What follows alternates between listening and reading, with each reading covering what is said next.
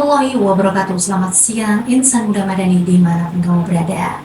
Senang sekali di kesempatan hari ini Valeria kembali hadir bincang sehat bersama Rumah Sakit Aisyah Bojonegoro di Lintas Siar Jalan Rumah nomor 48 Bojonegoro di edisi hari ini Kamis 2 November 2023. Nah, untuk hari ini yang masih stay tune bersama Valeria, Valeria ucapkan terima kasih ya, karena di sesi yang kedua ini kita bakal berbagi informasi seputar pelayanan kesehatan di Rumah Sakit Aisyah. Hadir bersama Valeria ada Mas Nurse Suyitno, Sarjana Keperawatan, selaku Kepala Instalasi Rawat Inap Dewasa 2 dari Rumah Sakit Aisyah Bojonegoro yang bakal berbagi informasi tentang pelayanan asuhan keperawatan di instalasi rawat inap. Langsung saja kita sapa Mas Nurse Suyitno, Sarjana Keperawatan. Halo Mas Suyitno. Assalamualaikum. Waalaikumsalam. Iya, kurang mesra Mas sama mic-nya, jadi kurang mendekat gitu ya. Oke. Oke, panggilannya Mas Yitno Iya, atau Mas Suyit? masjid. Mas Yit. Iya. Oke, Mas Yit, gimana kabarnya? Alhamdulillah baik. Sehat ya? Sehat. Habis tugas Mas ini? Oke, kita hari ini ingin berbagi informasi kepada masyarakat di Bojonegoro khususnya, atau insan muda madani yang lagi stay tune bersama kita tentang pelayanan perawatan di rawat inap gitu ya, karena memang di Rumah Sakit Aisyah itu melayani dua layanan, ada rawat jalan, ada rawat inap. Betul. Nah, untuk kali ini kita bahas di rawat inap, di mana di Rumah Sakit Aisyah mempunyai gedung yang sangat luar biasa, yang sangat megah dengan berbagai macam kelas-kelas di dalamnya dalam keperawatannya. Dan di rawat inap tentu saja mempunyai perbedaan dari rawat jalan. Nah, Betul. berkaitan dengan keperawatan ini nih, Iya. pelayanan keperawatan apa yang membedakan dari rawat inap dan rawat jalan? Silakan. Pertama-tama salam semangat sehat ya bagi pendengar Madani FM. Kita bercerita sedikit ya tentang pelayanan asuhan keperawatan di instalasi rawat inap Rumah Sakit Aisyah Bojonegoro. Menilik dari judul itu berarti ada serangkaian kegiatan praktek keperawatan yang dilakukan oleh perawat, baik itu secara langsung atau tidak langsung kepada pasien. Di situ ada meliputi yaitu pengkajian, perencanaan, pelaksanaan, dan evaluasi. Kemudian untuk mewujudkan yang saya sebutkan tadi di atas, itu kalau ditilik dari ilmu manajemen keperawatan, lingkupnya akan luas sekali. Ada modal dasar di situ. Apa sih modal dasarnya di situ? Yang pertama adalah dari ilmu manajemen adalah harus disediakan tentang sumber daya manusia. Sumber daya manusia ini enggak sembarangan sumber daya manusia, harus melalui kualifikasi, melalui skill dan kompetensi di situ. Dia harus lulus, kalau di Rumah Sakit Aisyah harus lulus S1 keperawatan dan profesi nurse. Gitu. Kemudian di situ harus dibuktikan oleh STR, surat tanda registrasi dari Kemenkes itu ya. Jadi dia layak nggak untuk kerja di Rumah Sakit Aisyah. Kemudian setelah itu ada STR terbit, itu untuk menggunakan jasa dari perawat itu harus terbit juga yang namanya SPK RKK. SPK dan RKK itu diterbitkan oleh Komite Keperawatan yang ada di Rumah Sakit Aisyah Bojonegoro. Ya. Jadi rincian kewenangan klinis di situ ada, dia termasuk PK1, PK2, PK3, tergantung dia sudah kerja berapa lama di Rumah Sakit Aisyah Bojonegoro. Kemudian di situ juga selain sumber daya manusia yang ada itu sudah tersedia, maka yang harus dilakukan ketika nanti mau melakukan pelayanan, di situ harus ada yang ada SDM itu harus ditata pola kedinasan juga. Jadi kewajiban banget untuk menciptakan ini. Kemudian lanjut yang kedua aja, yaitu selain SDM itu harus ada yang namanya material di situ. harus ada fasilitas di situ. Termasuk apa fasilitas di situ? Yaitu harus ada gedung untuk melakukan pelayanan instalasi rawat inap. Di dalam gedung itu dipastikan ada bed pasien. Bed pasien itu disesuaikan dengan jumlah pasien, terutama area luasnya gedung di situ. Nanti ditempati disesuaikan dengan jumlah SDM juga. Di situ dilengkapi juga ada alat medis dan non medis. Yep. Alat medis itu termasuk ya, kalau di unit khusus ada ventilator, ada saline pump, ada infus pump, ada ECG dan lain-lain. Kemudian ada alat-alat yang non medis. Non medis itu termasuk istilahnya meja, kursi untuk penunggu juga, gorden untuk invasi pasien itu. Kemudian yang ketiga, setelah yang namanya sarana prasarana tadi, yang ketiga adalah yang paling penting juga adalah mane ya. Mane. Sebelum mane itu ada metode. Metode itu metode. Ketika kita melakukan pelayanan di instalasi itu harus pakai metode pelayanan itu. Ada yang dikenal dengan metode fungsional, ada yang dikenal dengan tim, ada juga yang dikenal dengan modular, ada yang dikenal dengan kasus, dan ada yang dikenal dengan primer. Gitu. Tinggal kita milih di mana itu disesuaikan dengan kondisi rumah sakit Aisyah Bojonegoro. Setiap rumah sakit akan berbeda untuk melakukan metode tadi. Kebanyakan di Indonesia masih pakai yang fungsional. Fungsional itu adalah zaman dulu gitu. Sekarang yang paling banyak itu pakai yang tim. Ilustrasinya ketika tempat tidur itu ada 10 TT. Yep. Ada 10 TT, paling nggak yang jaga itu ada minimal adalah 8, minimal 8. Iya, 8. Jadi yang jaga pagi 2, yang sore 2, yang malam 2, dan yang libur adalah 2. Gitu. Itu pun tergantung pasien itu masuk yang minimal care, partial care, total care, critical care. Ketika nanti pasien itu masuk yang critical care, itu bukan lagi disediakan sumber daya manusianya 8, tapi akan lebih. Karena akan melakukan perawatan kritikal di situ. Semua kebutuhan pasien dipenuhi oleh perawat yang jaga tadi. Memandikan, menyuapi gitu. Waduh, luar biasa gitu ya. Ketika nanti minimal care itu paling melakukan observasi selama 1 shift 1 kali, ditanya keluhan, terus injeksi gitu. Terus yang selanjutnya di nomor 4 tadi adalah money.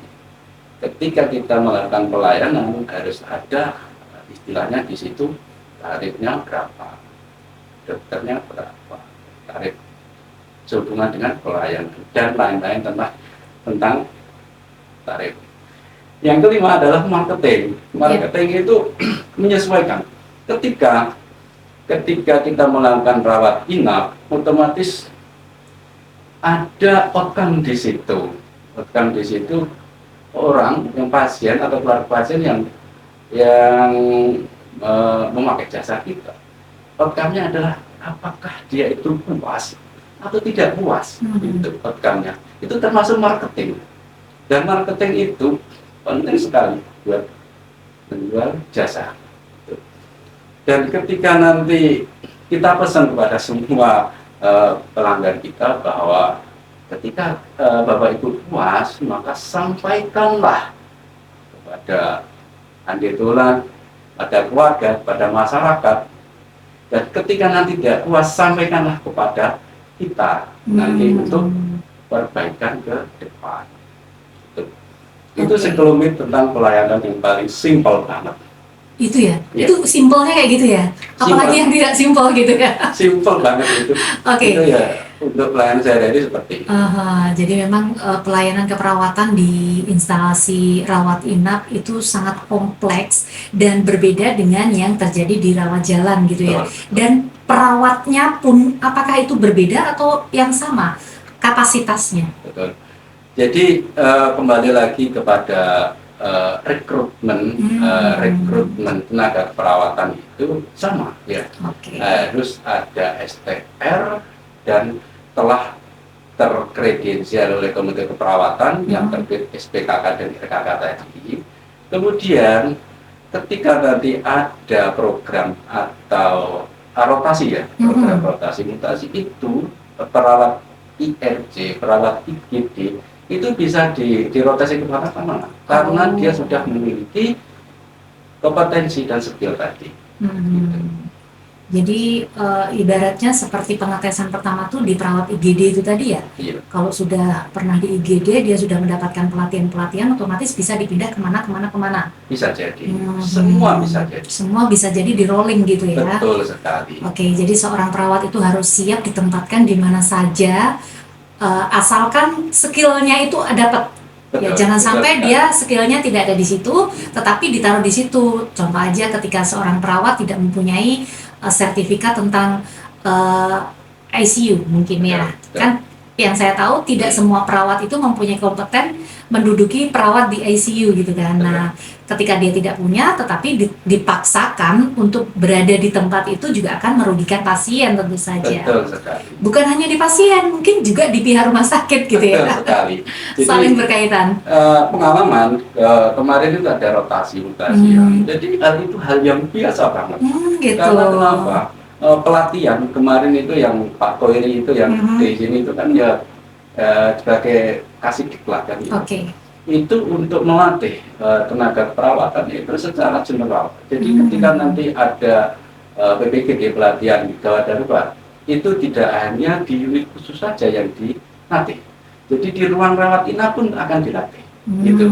Jadi untuk kesiapan ketika nanti dirotasi. Oke. Semua skill merata gitu. Harus dipunyai ya. Kecuali nanti kalau pelatihan hijau itu beda lagi karena butuh 6 bulan pelatihan nanti kompetensi untuk anak 6 bulan juga. Gitu.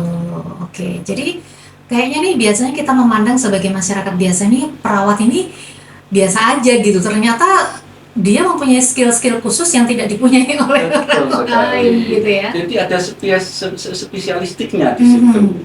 Kemudian ada S2-nya di situ, ada S3-nya di situ.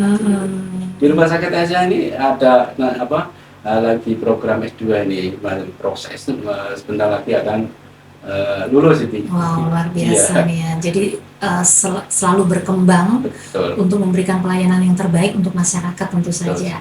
Nah, berkaitan dengan perawatan di rawat inap nih, Mas Itno, bahwa sebenarnya apakah ada hal-hal yang urgen atau mungkin harus menjadi pedoman gitu loh untuk seorang perawat itu dia harus bisa ini, harus bisa itu. Berarti melalui pelatihan-pelatihan itu tadi. Betul. Dan itu dilaksanakan oleh Rumah Sakit Asia atau berada di luar. Betul.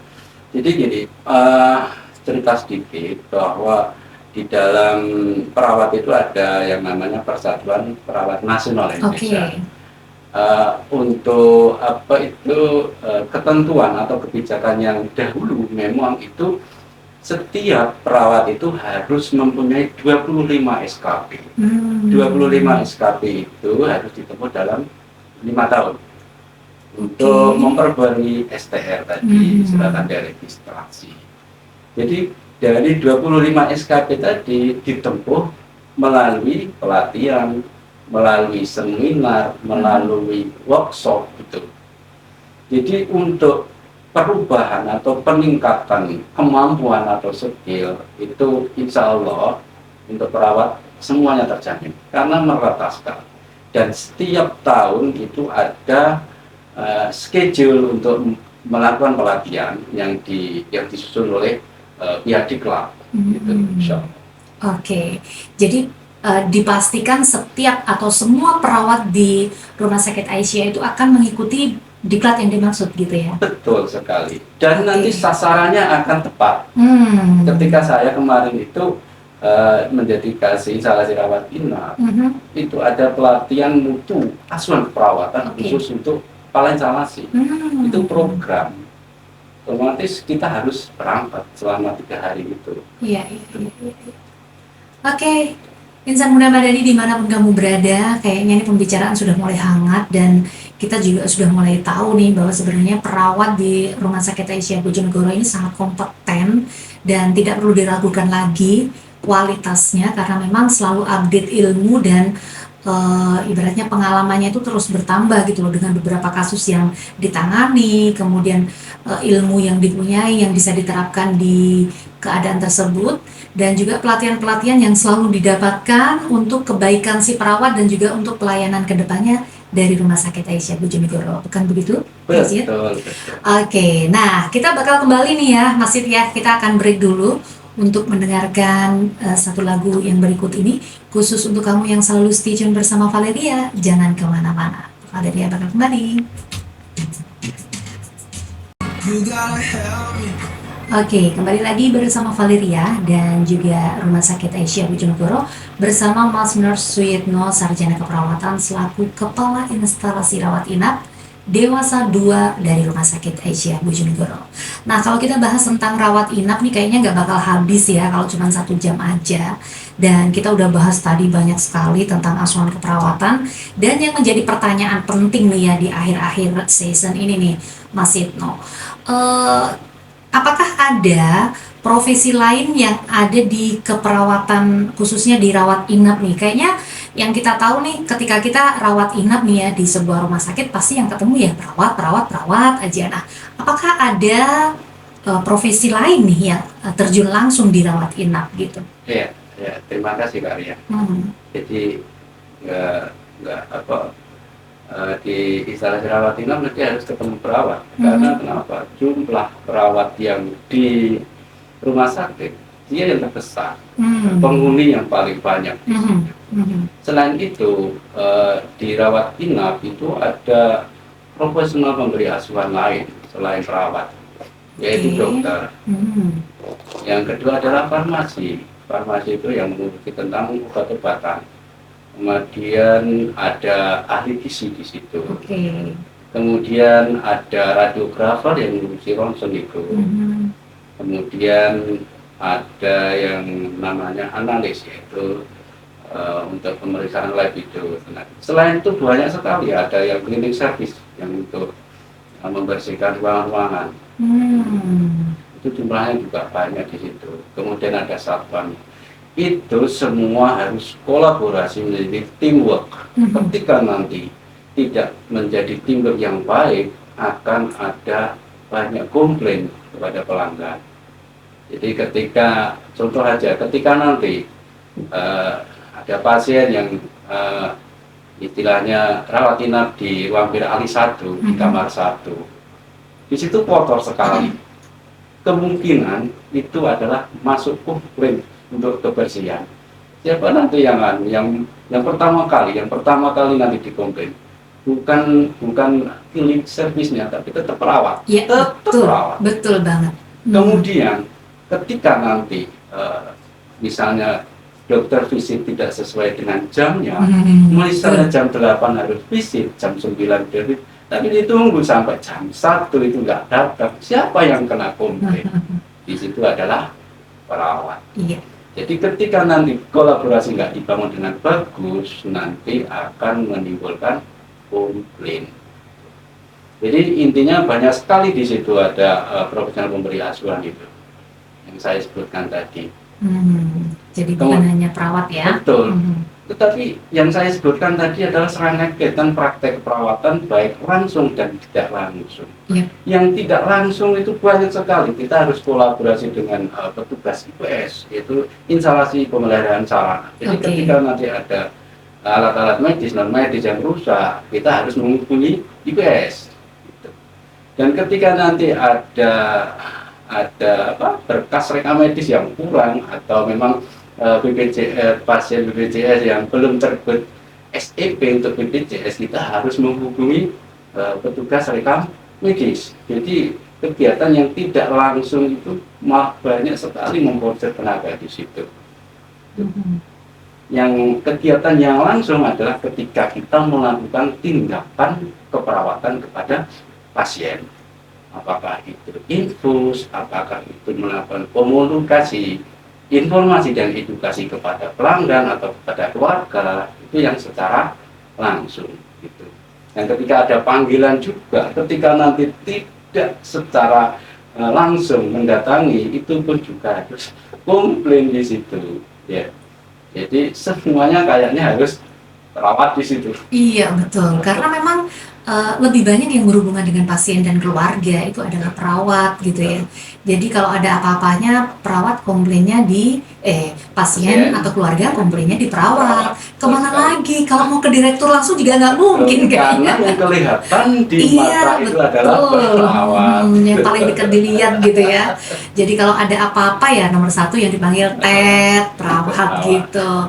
Jadi segala sesuatu profesi yang tadi disebutkan oleh Mas Sid saling berkolaborasi dan Betul bekerja sekali. sama menjadi satu tim supaya tidak saling menyalahkan atau tidak lempar tanggung jawab gitu ya. Betul Kalau ada sekali. kekurangan langsung dihubungi yang bersangkutan mengerjakan tugasnya begitu. Karena memang itu benar-benar suatu rule ya, SOP juga dari sebuah rumah sakit di mana tidak hanya dikerjakan oleh perawat yang dimana kita mungkin berasumsi perawat itu yang nyapu ya perawat. Kalau dulu mungkin ya, dulu Betul, ya. kalau dulu perawat itu nyapu ngepel kayak gitu.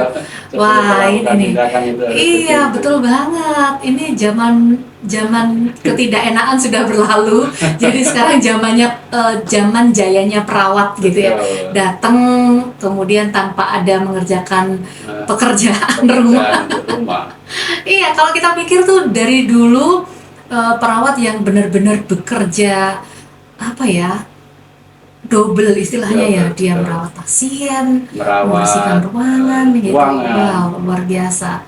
Dan sekarang memang sudah ada SOP khusus kalau memang perawat tugasnya yang begini-begini. Yang lainnya itu bisa dikerjakan oleh orang lain di mana job deskripsinya udah jelas gitu ya. Sehingga ketika ada mungkin kesalahan atau kekurangan itu tidak serta-merta menyalahkan perawat gitu ya. Oke, Mas Sid, ini waktu kita tinggal sedikit, jadi dari pembahasan kita terkait dengan asuhan keperawatan di instalasi rawat inap itu sangat kompleks gitu ya, dan itu serangkaian pelayanan yang biasanya dari rawat jalan, kemudian ketika dirujukan ke rawat inap akan dikerjakan tugasnya oleh perawat di rawat inap gitu. Dan ini merupakan pekerjaan yang sangat mulia khususnya untuk perawat dan dokter, bahkan sebenarnya bukan hanya perawat dan dokter saja, seperti yang Mas Sid sebutkan tadi, ada cleaning service, ada security, itu semuanya juga berjasa sebenarnya ya, tanpa mengacukan profesi mereka gitu. Oke, sebagai closing statement yang mau disampaikan kepada insan muda Madani terkait topik kita di kesempatan sore hari ini. Oke, terima kasih Kak ya. Jadi kita memakai hukum kekal yang di dunia juga ya, perubahan. Salah satunya perubahan. Kaitannya dengan pelayanan instalasi rawat inap ini, ketika kita tidak merubah sesuatu yang sebelumnya menjadi yang baru, kita akan ketinggalan zaman. Betul. Dan kita akan ditinggalkan oleh pelanggan. Jadi intinya ketika tenaga perawat itu sudah tidak update ilmu tentang perawatan lagi, maka segeralah kita mengupdate untuk perubahan ilmu, karena semakin lama semakin maju ilmu itu dan berkembang. Betul. Dan ketika nanti pelayanan itu aja, nggak merubah metode, nggak merubah cara mekanisme kerja, akan ditinggalkan oleh pelanggan. Jadi semuanya harus berubah mengikuti perkembangan zaman. Setuju. Karena di situ kita tidak akan menyadari bahwa perubahan itu terjadi dengan sendirinya. Tadi pagi, sekarang siang, nanti malam itu tidak dikendaki siapa, bahwa itu adalah perubahan yang kekal. Terima kasih Kak. Begitu ya. Ya. Sore dele sesuk tempe gitu. Perubahannya maksudnya. Betul. Oke, terima kasih Mayit Ya. kebersamaannya kita di kesempatan sore hari ini. Semoga kita teredukasi dan kita bisa tahu bahwa ternyata nih pelayanan di Rumah Sakit Aisyah sedemikian padatnya dan kompleks, sehingga Rumah Sakit Aisyah sendiri aku yakin akan memberikan yang terbaik Amin. pelayanannya Amin. kepada masyarakat gitu ya. Sampai ketemu lagi di lain waktu dan kesempatan. Semoga saja kita bisa berbagi informasi lagi, dan Insan Muda Madani kebersamaan kita untuk hari ini usai sudah. Terima kasih untuk semuanya saja, dan fastabilu khairat. Wassalamualaikum warahmatullahi wabarakatuh. Salam Spirit Madani.